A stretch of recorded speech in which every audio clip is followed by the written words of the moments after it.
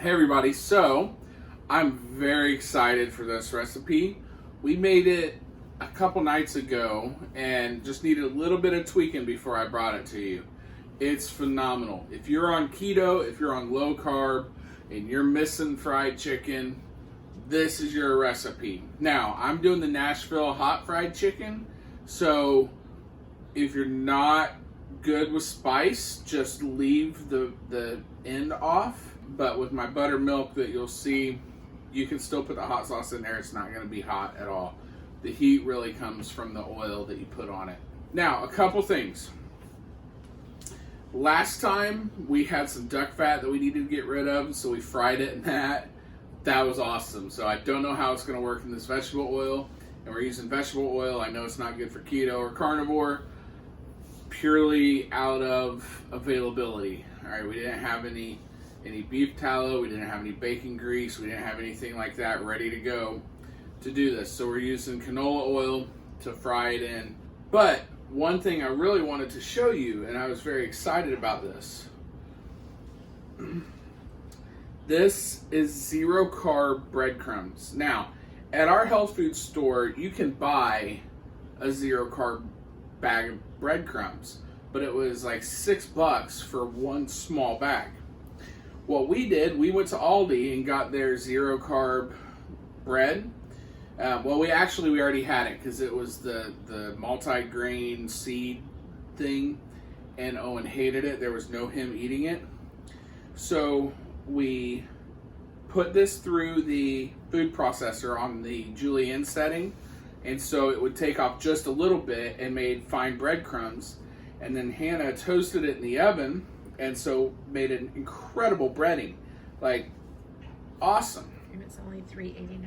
And it was only $3.89. So, I mean, good stuff. Another thing, the buttercream we got was the byproduct of the butter that we made a few videos ago.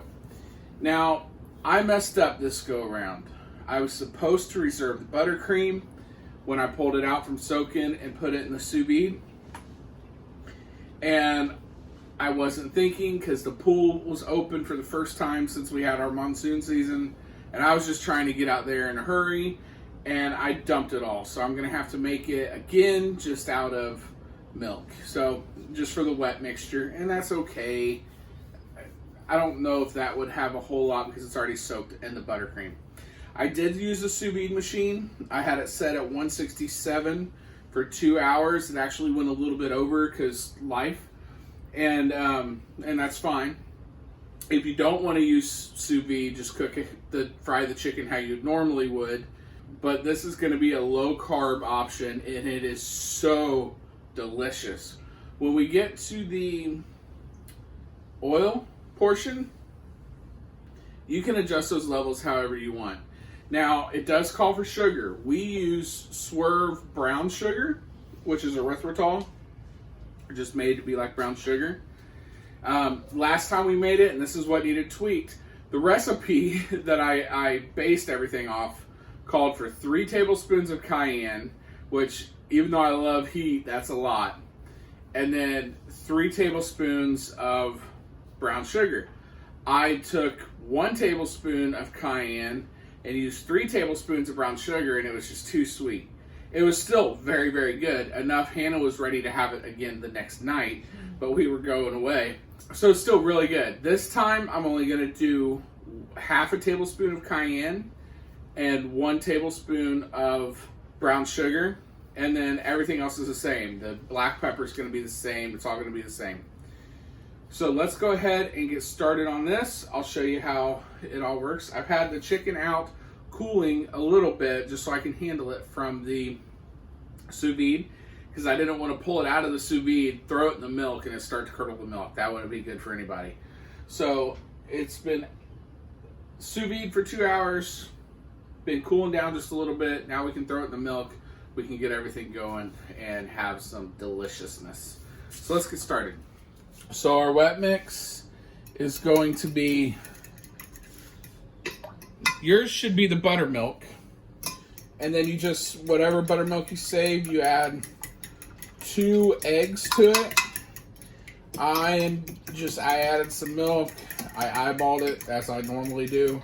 And so now I'm just gonna make everything like I did with the buttermilk.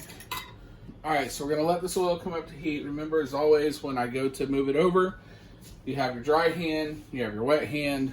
You're gonna put the chicken in here, get it even coating, put it in the wet mixture back in here before you fry it. So while we're waiting on that to come up to temp, let's go ahead and make our seasoning oil. So we're going to do 1 tablespoon black pepper, and I'll put the recipe in the description. We're going to do 1/2 tablespoon of cayenne, and I was debating on whether to keep it a full or a half, so I'm not going to go to the half. I'm just going to eyeball it. It's less than a tablespoon in mine, so there you go. 1 tablespoon of more red or paprika, but I'm stealing cores from Bearded Hobby Homestead's explanation, and he just calls it more red, because that's pretty much all it does. I put it on everything. I don't know why, because there's no flavor, but it makes everything more red. 1 tablespoon of garlic powder. This is the Swerve brown sugar. It's very molassy-y, and it is so much sweeter than regular brown sugar.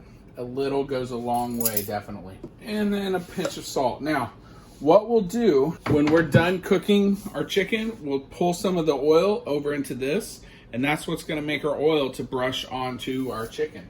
And remember, kids, when you play cayenne pepper like this, wash your hands before you do anything. I'm just trying to get this oil at around 350. I'm thinking we're over that. All right, well, we're good on that, so I'm gonna go ahead and turn that down just a so we'll set that off to the side.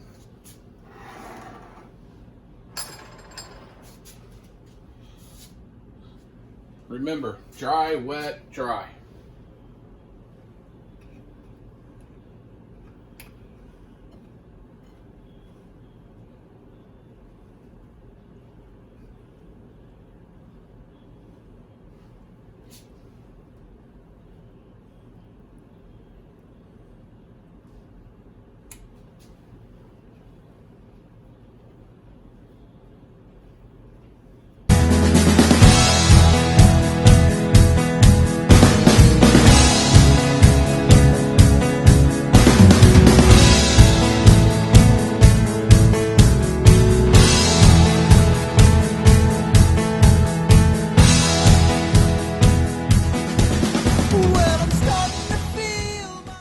Alright, so because nothing ever happens the way it's supposed to, we already had the buttermilk issue.